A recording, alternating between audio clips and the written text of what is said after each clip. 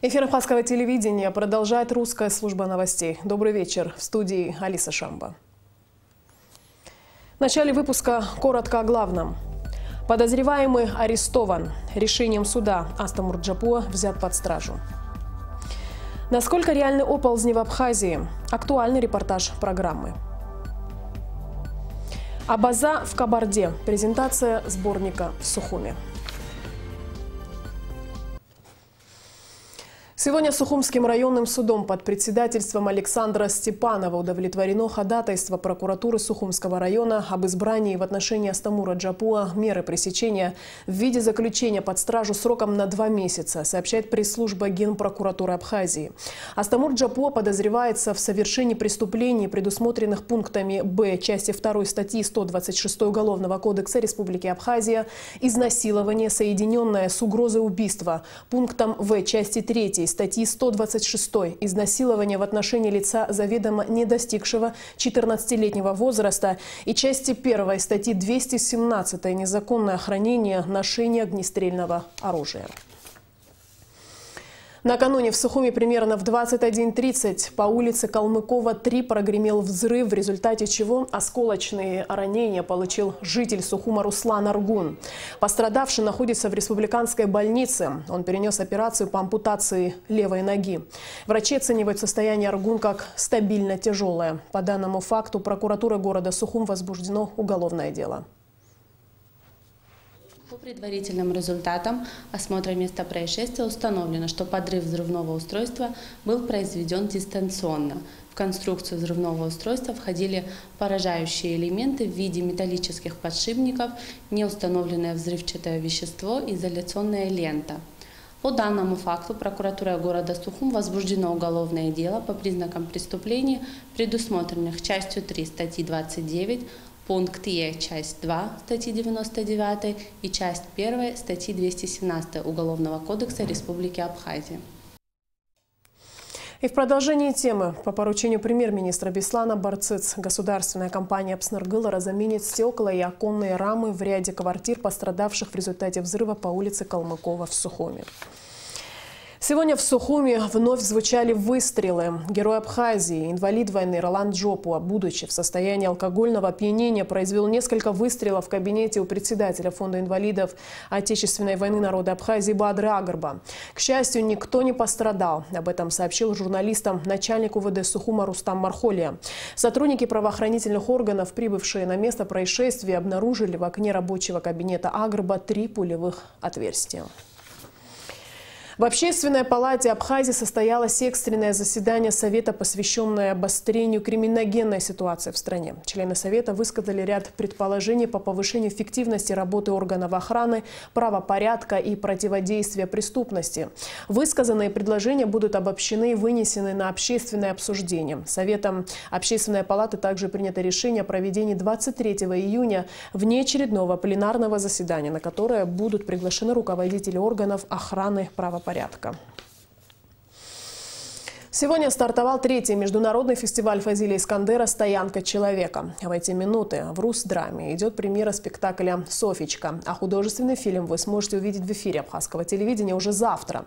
До премьеры спектакля организаторов фестиваля директора Русдрама принял президент Рауль Хаджимба. Репортаж Ирины Аршпа. Президент выразил благодарность организаторам за огромную работу, которую они проводят для увековечения имени великого писателя. Несмотря на то, что Фазилия Искандера уже нет с нами, он живет в наших сердцах, отметил Рауль Хаджимба. Русская литература обогатилась как раз-таки и теми работами, которые стали неотделимой частью России, русской, как говорится, литературы. И не сомневаюсь, что нам нужно сделать все для того, чтобы и после нас люди помнили бы и знали бы, и чтили бы имя Фазилия Искандера. Директор Международного фонда Фазиля Искандера Шадина Агарба отметила значимость проведения фестиваля для воспитания подрастающего поколения. В этом году впервые в работу фестиваля будут вовлечены дети. Для них 22 июня состоится литературная экскурсия по Республике Справедливости Чик в Мухусе. Шадина Агарба отметила, что фестиваль «Стоянка человека» уникален в своем роде, и организаторы ведут ежедневную работу, чтобы он стал еще насыщеннее и интереснее. Министр культуры и охраны историко-культурного наследия Абхазии Эльвира Арсалия выразила благодарность за поддержку в проведении фестиваля. По ее словам, у организаторов впереди много планов, и у фестиваля теперь другие задачи. В этом году русский театр, главный штаб фестиваля, там и открывается фестиваль, и закрытие через несколько дней пройдет. И, наконец, Софичку покажут по телевизору фильм. И много у директора фонда, куратора фестиваля еще планов, но правда, год как-то вот пройдет, год его памяти, да, завершится и, наверное, откроется. У фестиваля, правда, теперь уже другие задачи. Чтобы жители Абхазии смогли посмотреть «Софичку», велись длительные переговоры с режиссером Александром Сакуровым, отметил куратор фестиваля Алексей Шервашидзе-Чачба. Он предложил президенту рассмотреть возможность создания небольшого государственного кинотеатра.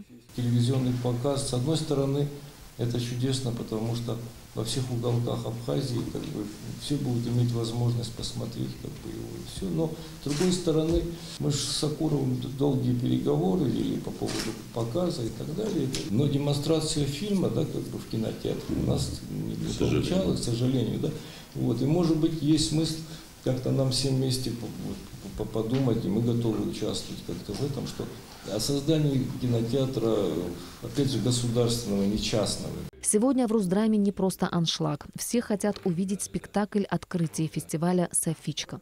По словам директора театра Ираклия Хинтба, один только факт, что театр носит имя великого Фазиля, уже привлекает любителей театрального искусства. Репетиции идут с 10 утра до 12 ночи, эти 2 дня. И сегодня у нас не просто аншлаг, а переаншлаг. Билетов давно уже нет, и очень многие люди не смогут увидеть этот спектакль. Я надеюсь, что мы его сможем повторить в следующем году, если он получится таким, каким мы все хотим его увидеть. Но я думаю, что это очень достойно открытия фестиваля. Я очень рад, что этот фестиваль есть, что Искандер – это такая визитная карточка Абхазии. Помощник президента Владимир Зантария выразил уверенность, что культурная площадка фестиваля «Стоянка человека» в будущем приобретет совсем другой масштаб и выйдет на международный уровень. Ирина Аршба, Алексей Агухава, Абхазское телевидение. Сегодня президент Республики Абхазия Рауль Хаджимба встретился с председателем Совета реестровых казачьих войск Российской Федерации, заместителем главы администрации губернатора Краснодарского края генералом Николаем Далудой, сообщает пресс-секретарь президента Нала Авицба. Президент поприветствовал Николая Далуду и передал наилучшие пожелания народу Кубани. Нас с Краснодарским краем связывает многое, и в самые худшие времена для Абхазии рядом с нами был народ Краснодара, жители Краснодара, Кубани. Они создавали нам многие возможности, связанные с теми сложными процессами, которые складывались на период войны, послевоенный период. И наш народ хорошо помнит такие отношения. Ну и многие ребята, которые тогда вступили в добровольческие движения, стали рядом с нами, казачество России, Юга России, которые создавали по мере возможностей те усилия, которые позволяли Абхазии выстоять. Самые лучшие пожелания народу Кубани. Прежде всего, я хотел бы поблагодарить вас за организацию этой встречи. Она для меня очень важна. Почему? Потому что я так думаю, что назрела необходимость встретиться и обсудить вопросы дальнейшего взаимодействия руководства республики, руководства Кубанского казачьего войска по развитию именно особого сухумского казачьего дела, как структурного такого подразделения Кубанского казачьего войска. И это единственное войско на территории Российской Федерации, которое на сегодняшний день несет все виды абсолютно государственной службы, которая определена федеральным законодательством нашей страны. Поэтому и, безусловно, для нас очень важно именно вот те задачи, которые стоят перед особым Сухумским казачьим отделом, как они выполняются, как они решаются, потому что я считаю, что это наша общая задача, и думаю, что у нас как раз получится хороший конструктивный диалог. На скачках на Кубок президента России, которые проходили в Москве 11 июня, скакун от Республики Абхазия по кличке Конрад Лорд занял первое место и стал обладателем кубка. Президент Рауль Хаджимба сегодня принял представителей Федерации конного спорта Абхазии. Во встрече также принимал участие председатель Госкомитета по физической культуре и спорту Баграт Хутаба. Рауль Хаджимба поздравил абхазских конников с победой на международных соревнованиях. Президент особо подчеркнул значимость этого события, так как впервые абхазская лошадь стала обладателем первого места.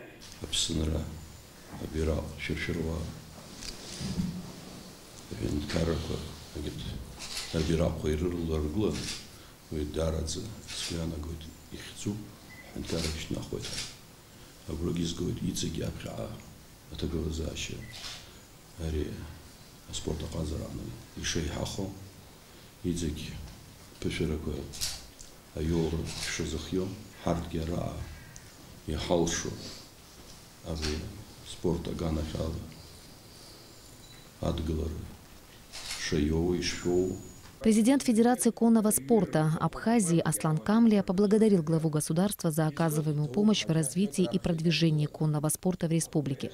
У абхазских скакунов есть неплохие перспективы, и мы будем делать все возможное, чтобы абхазские лошади могли достойно представлять нашу страну, отметил Камлия. История еще не помнит такого, чтобы абхазская лошадь когда-то выиграла Кубок президента Российской Федерации. Это большое достижение для нас.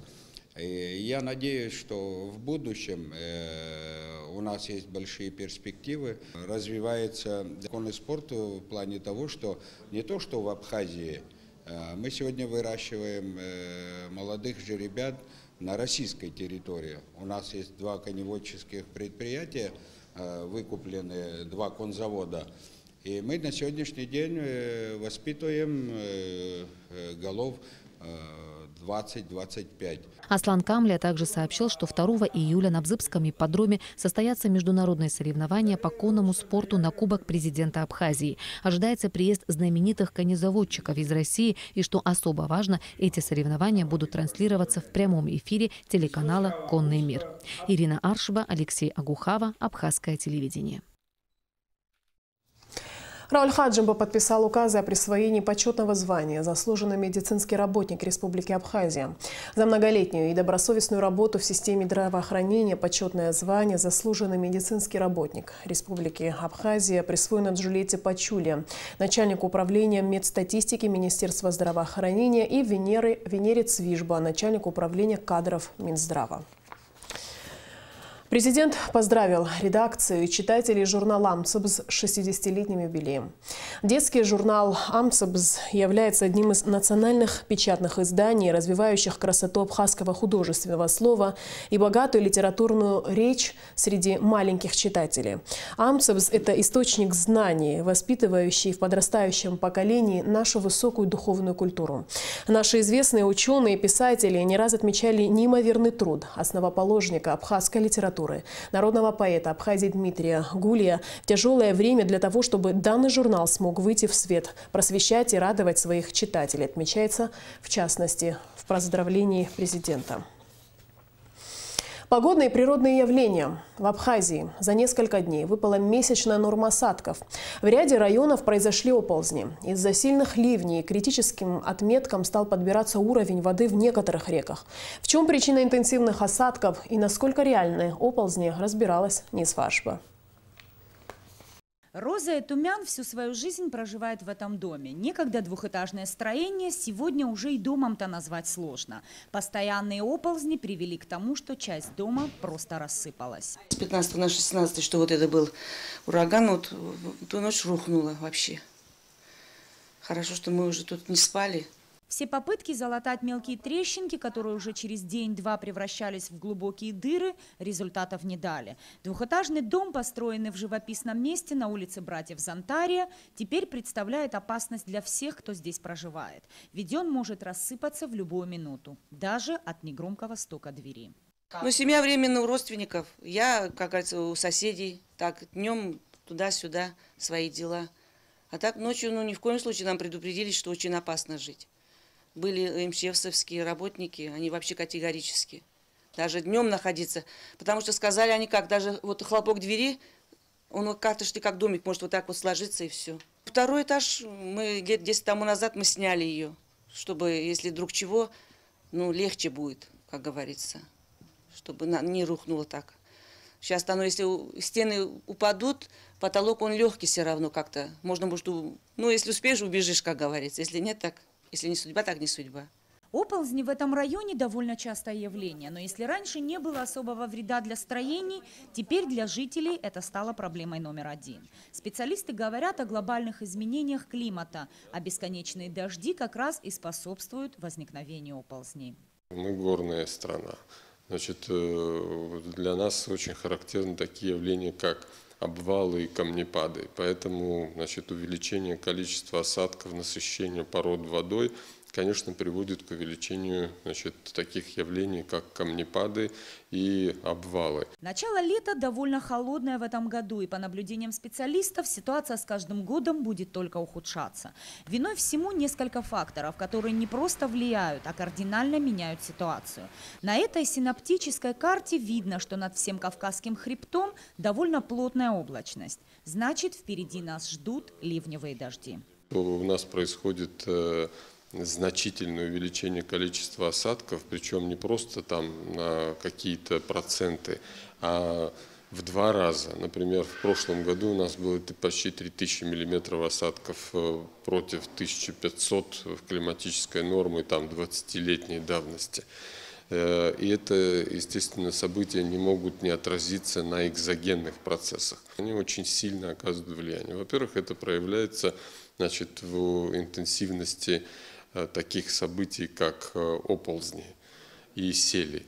Сами по себе оползни не опасны в районах, где не проживают люди, нет никакой инфраструктуры, не проходят коммуникации. Там же, где все вышеперечисленное есть, это серьезная проблема и угроза.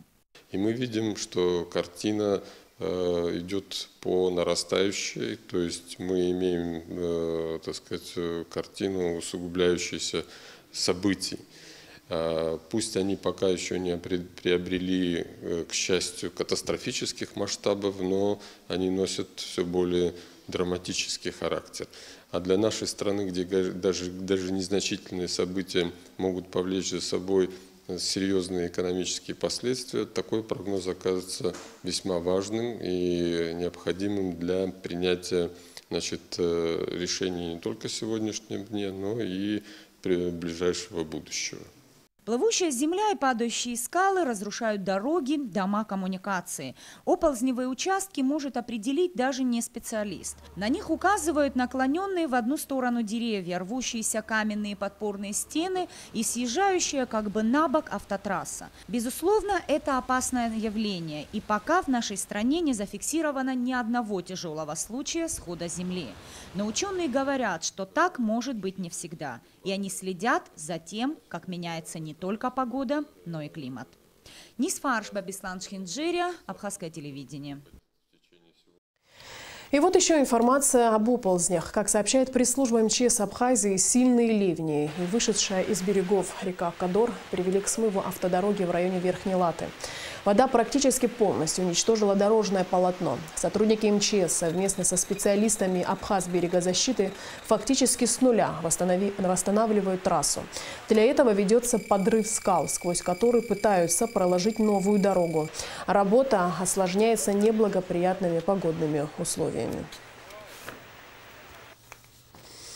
В эти дни в Абхазском государственном университете проходит защита квалификационных работ студентов экономического факультета по специальности бухгалтерский учет и аудит.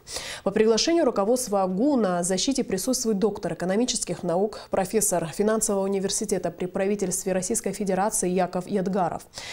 Как российские ученые оценивают знания выпускников АГУ? Об этом наш следующий сюжет. Автор первого в постсоветской России учебника для вузов по дисциплине истории экономических учений Яков Ядгаров опубликовал более 230 научных публикаций по экономической математике. Действительный член Академии социального образования и Нью-Йоркской академии наук Яков Ядгаров присутствовал на защите дипломных работ выпускников экономического факультета в качестве председателя экзаменационной комиссии не случайно. Академик не раз приезжал в наш университет и даже читал лекции, принимал у студентов зачеты. По словам Ядгарова, выпускникам вуза была предоставлена прекрасная возможность практики на местных предприятиях, где был собран очень интересный материал. Ядгаров также отметил, что сотрудничество абхазских и российских ученых имеет хорошие результаты. В прошлом году проводил целый цикл занятий, аттестацию студентов по одной из экономических дисциплин.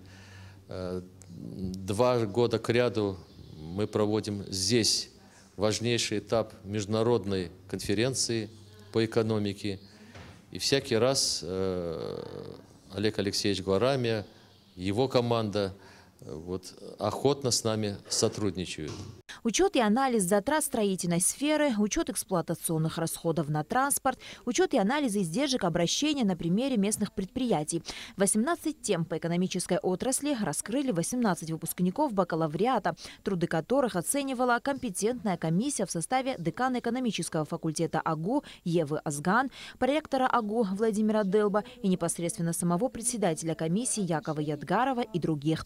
Студенты признаются, что защищаться перед учеными мирового масштаба – двойная ответственность. Когда преподаватели, которые несколько лет уже с нами рука об руку фактически, они нам очень помогают, мы как-то, они наши родные, близкие уже люди, мы с ними как-то более уже, знаете, в свободных отношениях. Человек такого уровня, такого масштаба, такого мирового уровня приехал к нам в университет и проводил защиту диплома, являлся нашим председателем экзаменационной комиссии. Это, соответственно, какой-то такой значительный момент для нас был. Поэтому, да, немножко, конечно, нервничали, но я думаю, что работа, наша защита прошла на достаточно неплохом уровне. Профессор Яков Ядгаров также отметил, что очень рад опыту работы со студентами главной кузницы кадров в Абхазии. Он также отметил большой вклад абхазских ученых в подготовку молодых кадров. На Алакове. Астамур Гошба, Абхазское телевидение. «Абаза в Кабарде» – сборник, который рассчитан на историков, этнографов, политологов, а также широкий круг читателей, интересующихся исторической судьбой народов Кавказа. Сегодня в Сухуми состоялась презентация сборника с участием авторов, составителей, деятелей науки и общественности. В книге представлены ценные архивные документы и материалы, а также исследования ряда кавказоведов об абазо-кабардинских историко-культурных связях. Репортаж Али Китрапш.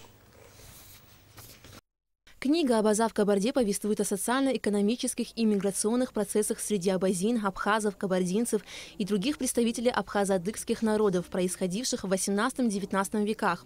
Авторами данного сборника являются Руслан Кармов, Владимир Пшеноков и Ролан Дажиба. В книге представлено более 300 ценных материалов, которые публикуются впервые, а также исследования кабардинских, русских, абазинских и абхазских историков. Сегодня известно так, что диаспора существует в Турции, в Иордании, в Америке, в Германии. А про проблему того, что существует и диаспора в Кабардино-Балкарии, в Адыгее, об этом как-то игнор идет этой проблемы. И по большому счету люди и не знают, на самом деле, информации нету. Хотелось просто показать людям, чтобы они могли прочитать, убедиться на самом деле, что они есть, и что диаспора вот здесь, на Северном Кавказе, проживает. И, в общем, донести информацию. Вот эта цель была такая. Книга «Абаза в Кабарде» состоит из 2 разделов и приложения. В первом разделе исследователи об общественно-политических связях кабардинцев и абазин представлены работы известных ученых и молодых исследователей, которые помогут заинтересовать читателей данной тематикой. Второй раздел – это архивные документы и материалы об абазо-кабардинских отношениях. Сюда включены письменные источники, собранные в архивах Москвы, Санкт-Петербурга, Кабардино-Балкарии, Осетии, Грузии и Турции. Большая часть вошедших в сборник документальных материалов касается России расселению абазин и кабардинцев на Северном Кавказе, их внутрикавказской миграции и депортации в Османскую империю. В приложении книги представлены антропонимические данные о выходцах из Абхазии и материалы о добровольцах из Кабарды в годы грузино-абхазской войны. Печатное издание увидело свет благодаря поддержке президента Международного объединения содействия развитию абазино-абхазского этноса Алашара Мусе Экзекова и Государственного комитета по репатриации Абхазии. Как утверждает один из авторов Руслан Кармов, сборник «Абаза в Кабарде» является новой попыткой исследовать события прошлого с помощью ранее неизвестных широкой общественности документов. Здесь представлены различные материалы. Тут исследования людей как известных ученых, как ученых советского периода, ученых разных национальностей, ученых разного уровня, можно сказать, вплоть до людей, которые любители в этом деле, которые болеют душой за это дело. И нам было интересно показать разнообразие всего этого, разные подходы.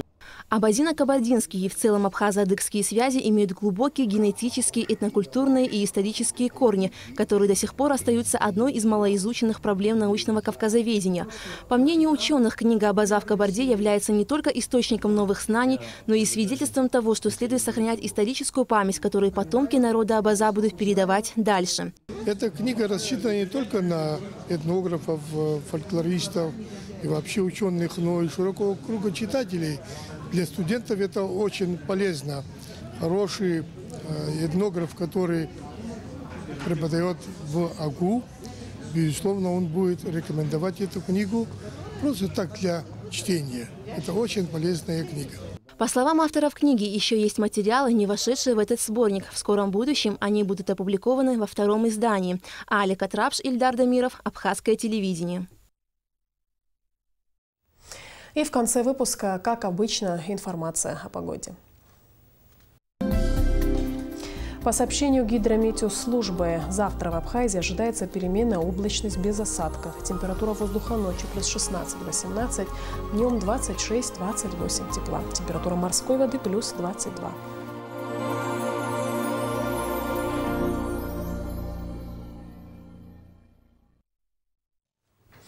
На этом наш выпуск завершен. Всего доброго и до встречи в эфире.